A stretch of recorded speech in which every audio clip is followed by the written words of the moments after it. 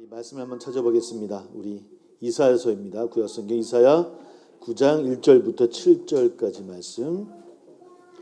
이사야 9장 1절부터 7절까지.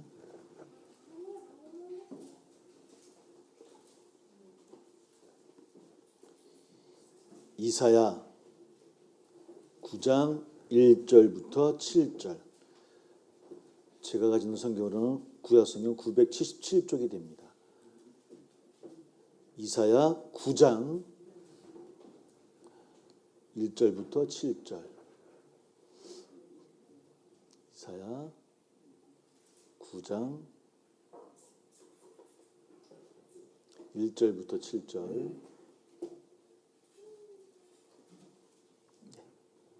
네, 우리 같이 함께 봉독합니다. 시작. 전에 고통받던 자들에게는 흑암이 없으리로다. 옛적에는 여호와께서 스불론 땅과 납달리 땅이 멸시를 당하게 하셨더니 후에는 해변 길과 요단 저쪽 이방의 갈릴리를 영화롭게 하셨느니라. 흑암에 행하던 백성이 큰 빛을 보고 사망의 그늘질 땅에 거주하던 자에게 빛이 비치도다. 주께서 이 나라를 창성하게 하시며 그 즐거움을 더하게 하셨으므로 추수하는 즐거움과 탈취물을 놔둘 때 즐거움같이 그들이 주 앞에서 즐거워하오니 이는 그들이 무겁게 맨 멍에와 그들의 어깨의 채찍과 그 압제자의 막대기를 주께서 꺾으시되 미디안의 날과 같이 하셨음이니이다. 어지러이 싸우는 군인들의 신과 피 묻은 겉옷이 불에 솥같이 살라지리니 이는 한 아기가 우리에게 낳고 한 아들을 우리에게 주신 바 되었는데 그의 어깨에는 정사를 메었고 그의 이름은 기묘자라 모사라 전능하신 하나님이라 영존하시는 아버지라 평강의 왕이라 할 것임이라. 그 정사와 평강의 더함이 무궁하며 또 다윗의 왕자와 그의 나라에 군림하여 그 나라를 굳게 세우고 지금 이후로 영원히 정의와 공의로 그것을 보존하실 것이라. 만군의 여호와의 열심히 이를 이루시리라. 아멘. 이사야 9장에서 등장하는 신비로운 인물이라고 해야 될까요? 예언의 말씀이라고 해야 될까요? 9장 6절에 한 아기라고 하는 단어가 나옵니다. 물론 우리는 오실 예수님에 대한 예언의 말씀으로 이렇게 받아들이고 이해합니다. 전 세계 그리스도인들은 대부분 이 아기가 우리가 믿고 있는 메시아 예수 그리스도라고 고백하고 있고 알고 있습니다. 그 이유는 무엇보다도 오늘 말씀 가운데 있는 것처럼 이 아이에게 주어진 이름들이 그러니까 오직 하나님께만 돌릴 수 있는 단어들을 사용하고 있어요. 또 표현을 사용하고 있고요. 특별히 6절에 사용하는 이 묘사들은 오직 여호와 하나님에게만 사용하는 그런 말씀입니다. 하나님, 엘로힘, 그분에게만 사용되어지는 그 말씀을 사용하고 있는 것 같아요. 신적 속성이라고 이야기합니다. 기묘자라 모사라. 우리 아침에 아이들하고도 이야기했지만 늘 듣는 이야기지만 아이들에게 그렇게 얘기했습니다. 기묘자 모사라는 뜻이 매년 헷갈리잖아요, 그죠? 기묘자는 놀라우신 분, 놀라우신 왕, 이런 의미를 갖고 있고요. 모사는 상담자, 이런 뜻을 갖고 있거든요. 그러니까 기묘자는 인간의 한계를 넘어서는 신적 능력, 초월적인 그런 지혜를 가진 분에 대한 묘사입니다. 그게 기묘자라는 뜻이에요. 그러니까 우리 인간의 한계를 뛰어넘는 그런 초월적인 일들을 행하시고 그 능력을 행하시는 분, 우리의 지혜를 넘어서는 초월적인 그런 위에 계신 분에 대한 칭송의 단어가 바로 기묘자라는 단어인데요. 바로 그런 뜻을 가지고 있고 누가? 한 아기가. 근데 이거는 오직 신께만 드리는 묘사예요. 그 한 아기를 그 신이라고 묘사하고 있는 것이고요. 모사는 아까 이거는 상담자, 우리 이야기를 들어주시는 분, 조언자, 이런 뜻도 우리 어른들이니까 표현해도 좋을 것 같습니다. 당연히 이것도 하나님에게만 묘사하는 칭호입니다. 그분은 늘 우리의 얘기를 들어주신 분이시고 우리와 함께 하시는 분이시라고 하는 것, 우리에게 늘 조언하시는 분이시라고 하는 것, 그런 능력을 갖고 계시고 초월적인 능력을 갖고 계신 분이다. 누가? 한 아기가. 그런 이야기를 하고 있습니다. 그리고 전능하신 하나님이라고 이야기하고 당연히 그 뭐 하나님에게만 사용하는 그런 표현이고요. 영존하시는 아버지, 영원한 통치자, 그러니까 메시아의 속성을 이야기하고 있고 평강의 왕. 평강이라는 것은 그저 성경에서 이야기하는 평강, 평안은 그저 단순히 전쟁이 없는 것만 이야기하는 게 아닙니다. 전쟁이 없는 것만 얘기하는 것이 아니라 하나님 창조하셨던 그 창조의 세계를 회복하는 걸 이야기합니다. 그것이 평강입니다. 평화고요.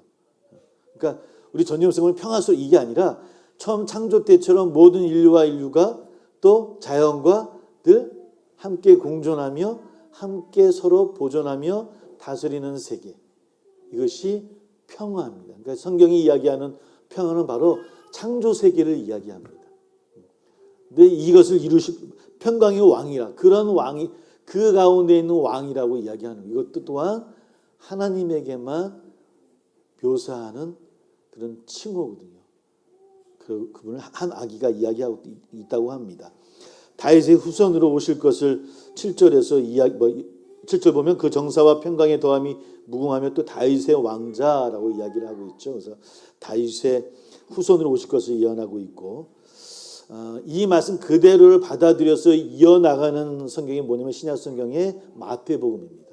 마태복음 1장은 그냥 쓰여진 게 아니라 이 이사야 이 9장의 말씀을 그대로 이어받아서 쓰여지는 거예요. 그러니까 신약과 구약은 늘 함께 이어져 나갑니다. 그것을 기억해야 될 것 같고 왜냐하면 마태복음 사복음서가 쓰여질 때 성경은 뭐냐면 구약입니다. 우리가 늘 말씀드리지만 우리가 초기 교회 성도들은 신약 성경이라는 게 없었어요. 그들도 성경을 읽어야 되는데 그들에게 성경은 뭐였냐면 구약 성경이었던 거예요. 그 구약 성경 이사야의 말씀을 그대로 받아들여서 마태복음 1장의 말씀을 이어가고 있다라고 하는 것이고요. 마태복음 4장 13절 이하를 보면 스불론과 납달리 땅과 큰 빛이 비쳤다라고 이야기하고 있어서 9장 1절 2절 우리 함께 읽던 말씀을 그대로 옮겨서 지명까지 똑같이 표현하고 있는 것을 보게 되어집니다. 그래서 사실은 사복음서에서 이야기하고 있는 예수는 어떤 예수를 이야기하고 있냐면 바로 이 이사야서 9장 6절에 한 아기를 표현한 그 모습을 그대로 사복음서에서 그대로 표현하고 있는 거예요. 기묘자의 모습, 모사의 모습, 전능하신 분, 영존하시는 하나님, 또 평강의 왕. 그대로 그것을 풀이해서 쓰여진 책이 사복음서다라고 여러분들이 알고 말씀을 읽어보면 그러니까 굉장히 신약 성경에서 가장 많이 인용하는 책이 뭐냐면 말씀드렸죠. 수협에 나오신 분들은 다 아셔요. 수협에 안 나오신 분은 몰라요.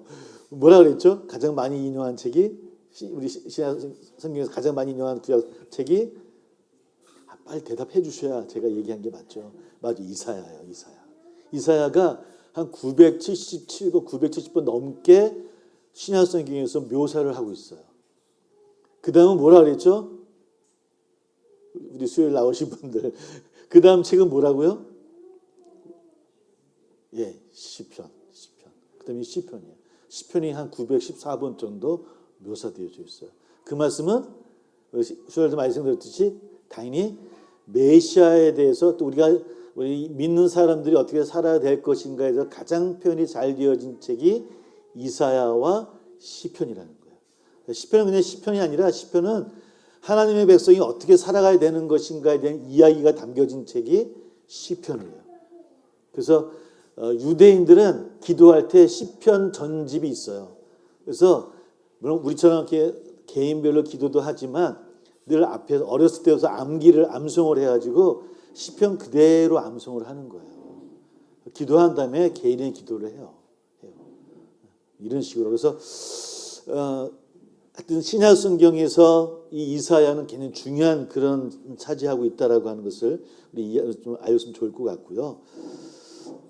지금 유대인들은 지금 예수님을 메시아로 믿고 있을까요? 안 믿을까요? 안 믿고 있죠, 그렇죠? 그럼 그 예수님을 어떤 분으로 이해하고 있을까요? 지금 유대인들은.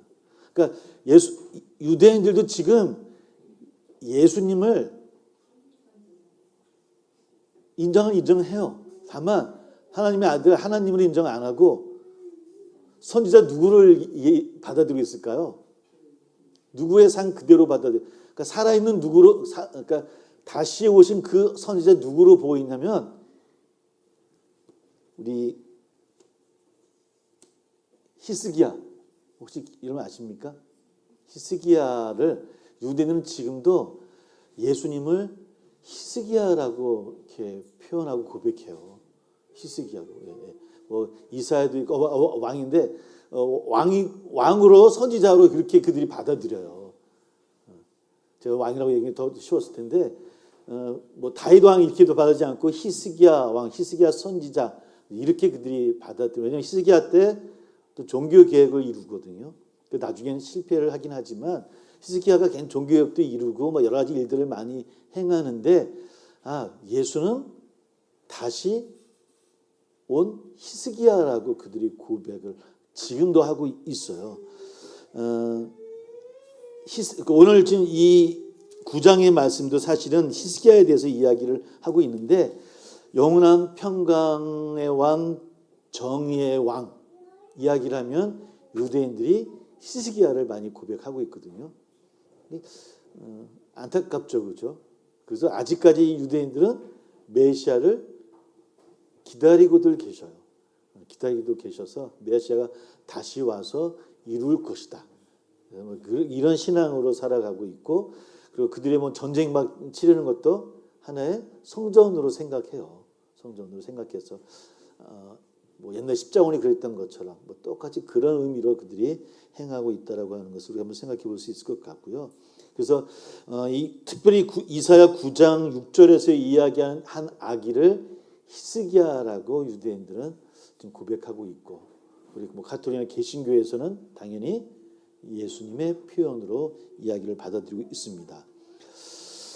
그렇다면 우리에게 한 아기는 어떤 의미로 우리는 받아들여야 될 것인가요? 우리는 한 아기가 하나님과 기묘자고 모사고 전능하신 분이시고 영존하시는 분이시고 평강의 왕이신데 우리는 그 한 아기를 우리 삶 가운데 어떻게 표현하고 있는가? 그 한 아기를 메시아로 보내주셨고 직접 오셨고 성육신하신 주님이심을 우리가 고백하고 있는데 그 아기 왜 하필이면 한 아기의 모습으로 이 땅에 오셨을까라는 거예요. 이게 우리 늘 기독교에서 이야기하고 있는 스스로 걷지도 우리 이제 하이류도 있잖아요. 나이류도 있어서 우리가 아기 소리 들리니까 얼마나 행복합니까, 그죠? 근데 스스로도 걷지 못하잖아요. 우리 어릴 때는 우리도 스스로도 먹지도 못하고 엄마 아빠가 또 해줘야 되고 보호가 없으면은 존재하기 힘든 존재. 그런 한 아기의 모습으로. 왜 그런 한 아기의 모습으로 시작하셨을까라는 거예요. 너무 유대인들이 기다렸던 메시아상하고는 너무 반대잖아요. 그래서 조금 좀 비슷하게 해놨으면 유대인들이 지금까지 안 기다리고 예수님 앞에 나올 수 있을 터인데 왜 하나님은 왜 메시아의 모습으로 가장 연약한 이 아기의 모습으로 이 땅에 오셨을까?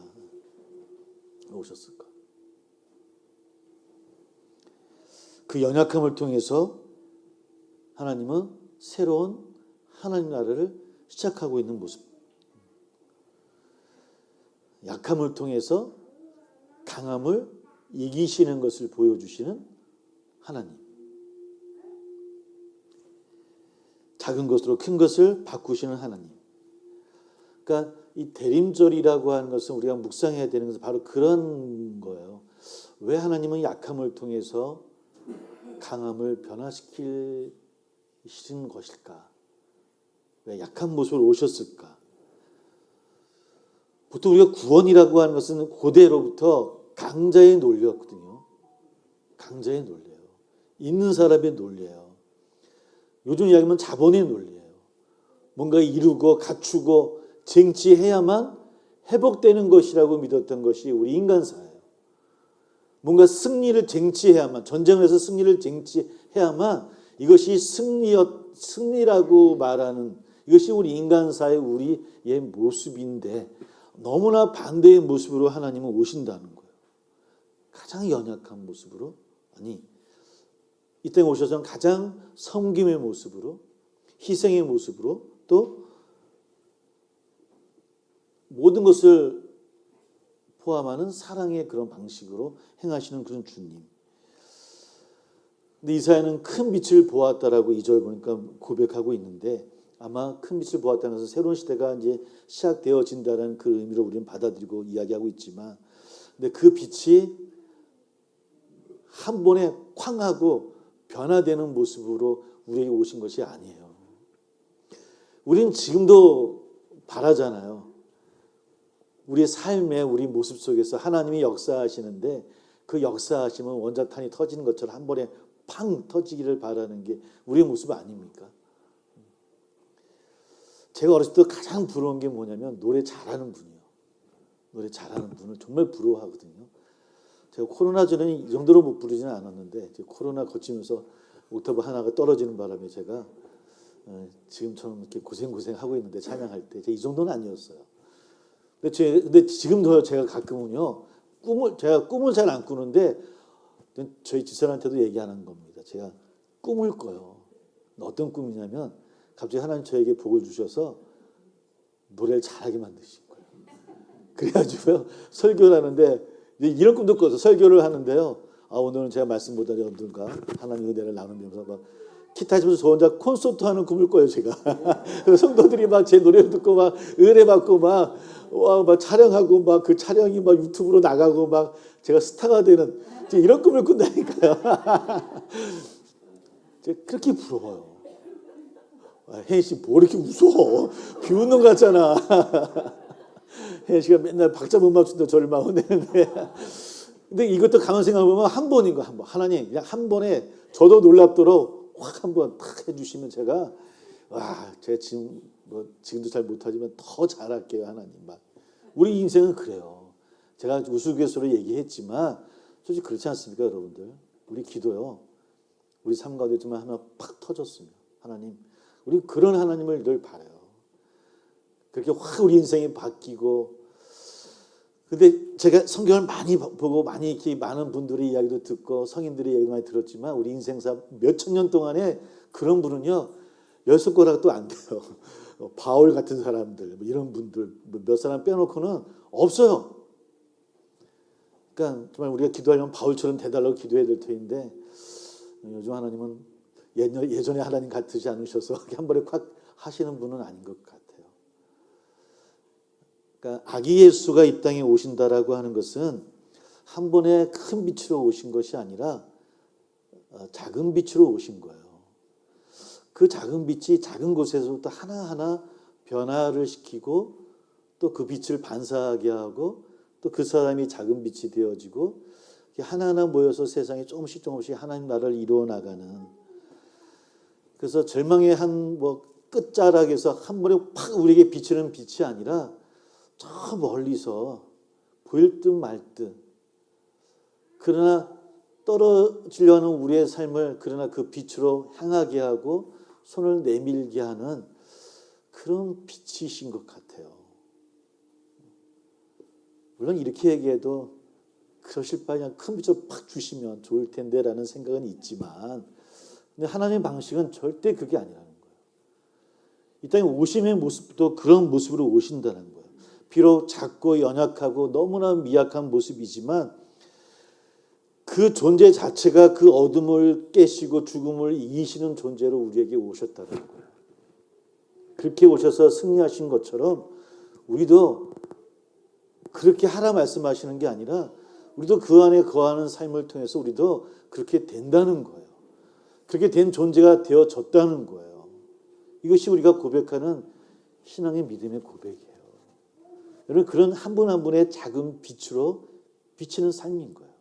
어떨 때는 꺼졌다가 또 다시 또 그 심지가 살아나는 그런 모습처럼 살아가는 것. 그러나 하나님이 이미 우리 역사 가운데 개입하셨음을 믿으시기를 주의 이름으로 소망합니다. 그래서 그 아기는 그렇게 이야기합니다. 평강은 인간의 노력만으로 만들어지는 것이 아니라 평강은 하나님의 개입으로 하나님의 은혜로 이루어지는 것이다. 이루어지는 것이다. 예. 그런 아기가 우리에게 새로운 삶의 길을 열어주십니다. 그래서 그리스도인은 힘의 방식이 아닌 아기의 방식. 그래서 정말 우리 늘 제가 기도하는 제목이기도 합니다. 우리 세양교회 공동체가 늘 경쟁이나 갈등이 아니라 서로 포용하고, 저는 연대라는 말을 굉장히 저는 좋아하는데 연대하고, 이것은 우리 교회뿐만 아니라 교회와 교회도 마찬가지입니다. 사랑과 사랑도 마찬가지이고요. 서로 섬기고, 또 이 땅의 모든 지구의 모든 사람들이 폭력이 아니라 평강으로, 두려움이 아니라 용기로 이렇게 행할 수 있는 것들이, 그런 사랑의 방식으로 살아갈 수 있는 것, 예. 그런 작은 마음들, 작은 손길이 세상을 변화시킨다라고 하는 것을 우리에게 친히 보여주신 그 예수님을 기다리는 절기, 대림절 기간입니다. 작은 것에부터 시작해서 샬롬을 이루시는 하나님의 사랑.